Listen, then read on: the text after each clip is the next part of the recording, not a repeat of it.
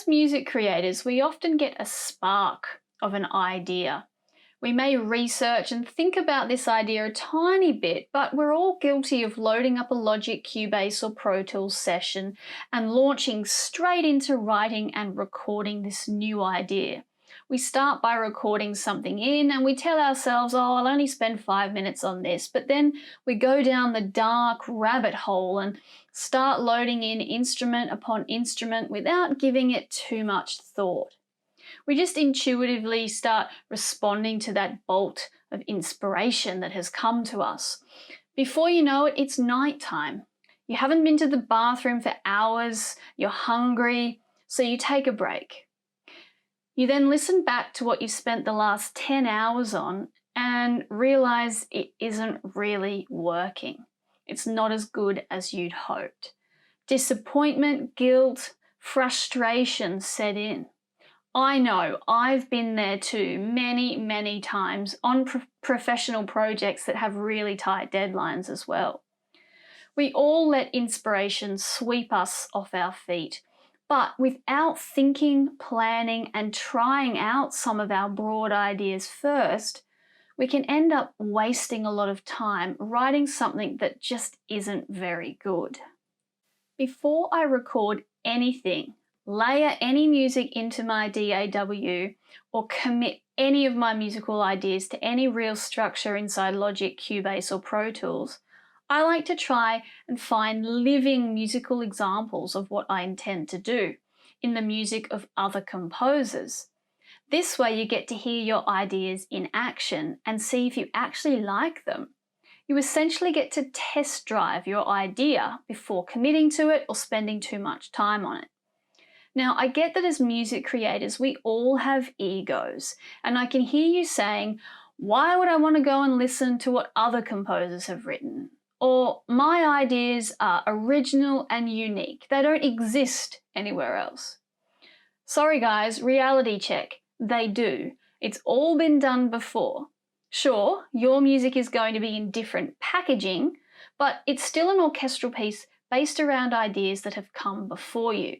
The difference is that you're going to do something slightly different with your ideas. You're going to package it up in a different way, and that's where the excitement is. But you can still draw upon what's already been written as a way of test driving your idea. And this is a really handy tool and one that you shouldn't overlook.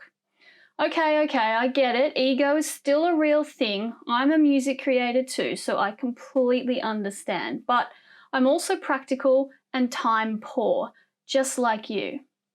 If I can try out an idea in 20 minutes and decide if it's a winner or if I should go back to step one and start again, that's got to be better than spending a whole day going down the rabbit hole, toiling away at something only to find that I don't really like the idea or that it's not really working how I expected it. I can use other people's music to help me do this and to help my creative process. In film music, there's a whole industry that revolves around creating what's known as temp music. This is essentially temporary music that is used as a placeholder until newly composed music replaces it for the final version of the film. So here's the scenario. A filmmaker shoots a scene. Let's say they send it over to the composer and say, okay, away you go, write something. How on earth is the composer going to know what to write? Well, they could just write whatever they like, but there's a 99% chance that the director will come back with feedback like, it's too fast, or we want something that feels more emotional, or we should have told you that we want it in a minor key. We actually hate those instruments you've used. We prefer this sound, or this tone, this tempo, this texture, these rhythms, etc., etc., etc. I've heard it all before. There are so many variables in what you could write, and the chances that you'll just magically compose the exact thing the director wants is pretty much zero. The director does often give the composer a brief with some written guidance, or you might have a face-to-face or Skype meeting to discuss the type of music they want for each scene. This is called a spotting session, by the way. But more often than not, directors aren't musicians. They often find it hard to actually articulate what they want in the music score. And that's where temp music comes in handy. A director can simply edit some pre-existing music to fit their scene to get the tempo, tone, texture, instruments, and tonality right. So they'll take a bunch of different audio tracks from previously composed scores or from random places and edit them together. They'll then send this to the composer, and suddenly the composer has a much clearer picture of what the director actually wants from the music. And it saves the composer hours, days, weeks of time. Now, although you're not writing an orchestral piece to a film scene in this course, you can still save hours of your time by creating your own temp score, or at least listening to some music that is similar to what you want to write and see if it's actually close to what you have in your head. A great resource for trying out your ideas is to utilize production music libraries.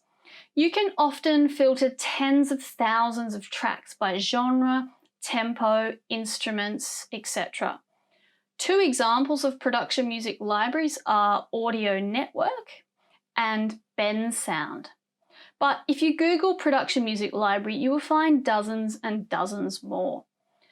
The impact these production music libraries have on custom composed music for film and TV is a topic for discussion all on its own, so I'm not going to get into this debate here. But for the purposes of your orchestral piece, I encourage you to use these production music libraries as a creative resource. Let's say your idea is to write a piece based on the emotion of sadness. You're going to search these production music libraries for sad pieces of music. Listen to a bunch of sad pieces in different speeds, with different instruments, different tonalities and textures, and different instrumental combinations. From your listening, which musical ingredients work best? Perhaps you had the idea of using a solo flute in your orchestral piece, but when you hear it in action in one of these production tracks, you realize it's not as effective as you thought, and you actually like the sound of a solo cello a lot more. That's great information to have because now you're not going to waste your time writing for flute. Or perhaps you had a rough speed in mind, but when you hear an example of a sad piece that uses this speed, it doesn't work as well as you thought. That's great. You can ditch that speed and find a better one. No harm done, no time wasted. So use these production music libraries as a form of research and trying out the ideas that you have, your musical ingredients, and seeing if they actually work, and if they don't, is there a better alternative? Now, let's say your orchestral piece idea is quite complicated. Let's assume your musical ingredients are varied and many, and let's say that these ideas twist and turn and they change throughout.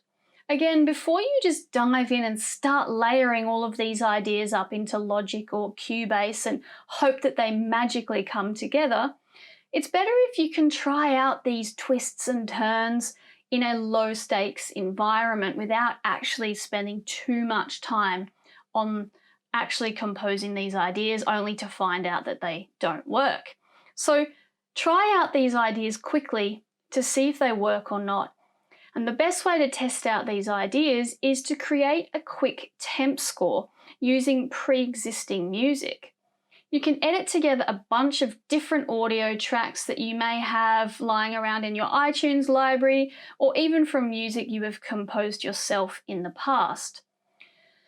Now, if you have the music in an MP3 or .wav, W-A-V format, you can open up Logic, Cubase or Pro Tools, drag those files in, those audio files, and snip together bits and pieces and edit them up into one big long audio file to try out your ideas, to see if those twists and turns and changes in tempo or instruments actually work, but using other people's music to do that, so you're not dedicating hours, days, weeks of your time trying out an idea that just doesn't work. You can do this using other people's music, and you can come up very quickly, you can come up with the idea of whether it's a great idea and whether it is a possible idea that will work, or whether you should ditch it and go back to the drawing board. But there's a good chance you don't have access to lots and lots of MP3 or WAV files in different moods and styles. I mean, we live in a streaming culture now. We don't actually own any music, right?